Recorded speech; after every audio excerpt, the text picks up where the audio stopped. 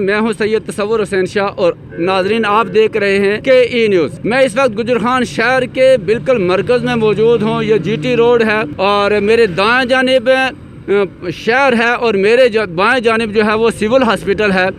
और आप मेरे अक़ब में देख सकते हैं कि हमारी जो आवाम है गुजरखान की वो मुकम्मल तौर पे बाज़ारों में है, घूम रही है। एक तो होता है कि कुछ शॉपिंग के लिए आए हों, ख़रीदो फरोख्त के लिए आए हों, वो अलग बात है, लेकिन अक्सर बंदे देखे हैं कि जो खाली हाथ बैठे हैं, 3-3, 4-4, 5-5, 6-6 बंदों का भी जमघटा है और वो बैठे हुए हैं। नाज़रीन देख सकते हैं कि पूरी दुनिया में एक कोहराम मचा है। इस कोरोना नासूर ने पूरी दुनिया को हिला के रख दिया है और 6.5 लाख से ज़ायद हमारी अमराज की तशख़ीस हो चुकी हैं।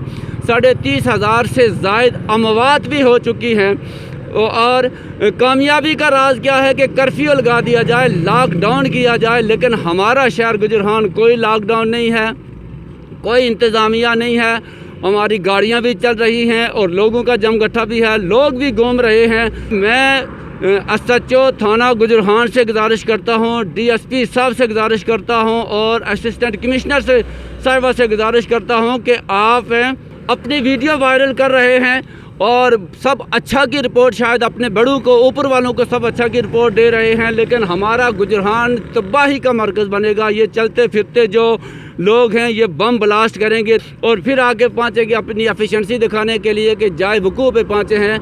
तो नाजरीन आपसे भी गुजारिश है, सोशल मीडिया के वर्करों से भी गुजारिश है, कि ये न्यूज़ के नाजरीन से भी गुजारिश है कि इंतज़ामिया से कहें कि इंतज़ामिया जागे और इन चलते फिरते बम ब्लास्टों को बचाए, नहीं तो फिर तारीख़ हमें कभी भी माफ़ नहीं करेगी।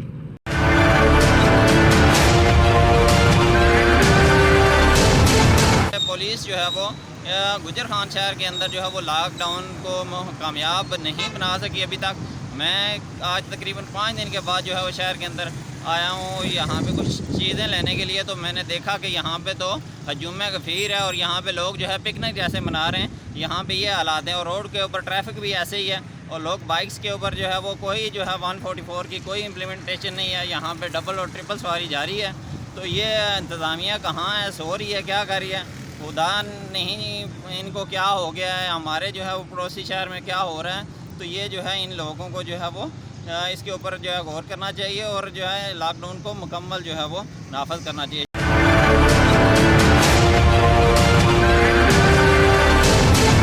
सर गुजरखान की पुलिस को ये करना चाहिए कि ये जो आवाम फिर रही है जमघटों की सूरत में, उसी तरह हमारा जो ये शहर है आबाद है।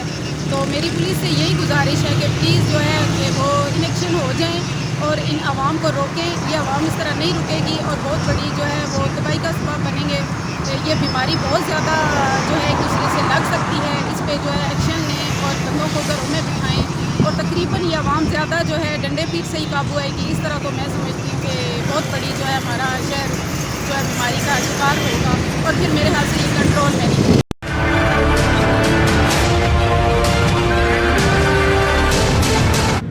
जहाँ तक कोरोना वायरस की बात है, गुजरखान की इंतज़ामिया काम तो कर रही है, मगर मेरे ख़्याल में जिस तरह की आम लोगों का तबसरा है कि उस तरीके से काम नहीं हो रहा जिस शिद्दत से इन्हें काम करना चाहिए। देखें लोग आ जा रहे हैं, कुछ होटल भी खुले हुए हैं और दुकानें भी खुली हैं।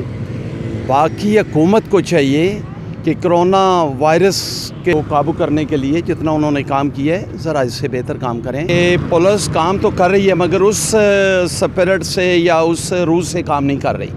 इन्हें काम करना चाहिए। दफ़ा 144 का अगर नफाज है या दफ़ा 188 भी नाफिज है तो पुलिस को पूरे जुर्रत से काम करना चाहिए ना। पुलिस का काम खाली जुए खानों पे छापे मारना और थानों में बैठकर गप्पे मारना और सड़कें खाली हैं उनकी सैर व सियाहत करना नहीं है। शाह साहब उनका काम भी करना है और ज़्यादा शिद्दत से और पूरी हिम्मत से काम करना चाहिए। लोग इंशाअल्लाह तामन करेंगे। बहुत बहुत शुक्रिया।